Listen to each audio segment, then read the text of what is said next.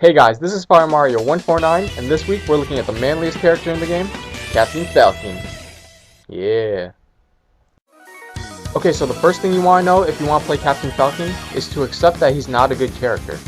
Being ranked 34th on the tier list, he has unreliable combo ability, simple kill power, and a subpar recovery. When placed in a competitive setting, it becomes very hard for Falcon to even survive in a match. With all that being said though, Falcon is easily one of the most satisfying characters to play as, and getting good with this character will make you a better overall player regardless of whoever your main is. The one advantage that Falcon has over many other characters is his speed and maneuverability, and this helps him when he's approaching. Because he doesn't have a projectile or a good defensive game, expect you to approach during most of the match. Dash dancing is a good way to confuse your opponent and make approaching easier. When you land a hit, try to make the most of it by rushing down your opponent but still reacting to their movements. Falcon can be punished very easily, so there's no room for over-aggression. You should only be following up with another attack only if you feel safe. Get in, do your damage, then get out. However, there's a number of ways to maximize your damage and make the most out of these attacks. One way this is done is through a technique called buffering. Buffering is basically inputting a new command before the animation of your last move ends. This minimizes the time you're vulnerable to counterattacks and allows you to perform your next move at the soonest possible moment.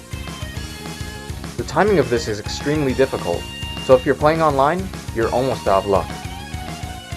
If you want a simple move to buffer, try buffering a jab just before you land. This can be useful in close range encounters when your opponent may be trying to counter you, and this can easily turn into an offensive opportunity. While this may be helpful, buffering isn't essential to playing Falcon. Another way to maximize your damage output is by simply knowing your range and spacing. This is complemented by the fact that Falcon has good ground and air speed. On the ground, you're going to want to rack up quick damage with your jabs and tilts. If you angle your forward tilt, it will actually end faster than a normal forward tilt.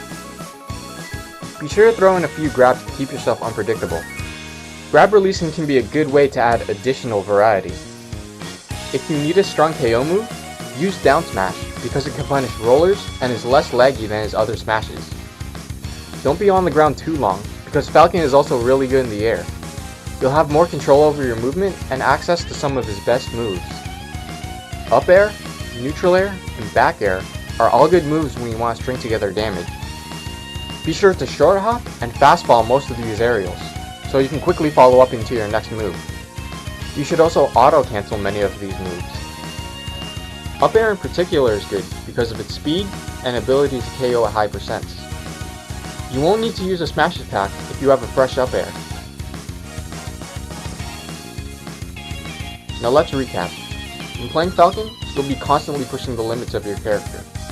You'll be utilizing your speed and mobility to get inside your opponent's defense, dealing as much damage as you can, then safely retreating to set up another approach.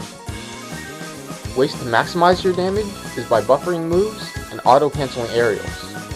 Don't be over-aggressive because one wrong move can spell big trouble in almost any situation. As your Falcon develops, you'll soon learn how far your limits are and how far you can push them. Mastering Falcon is an uphill battle, but it's one that's well worth the practice.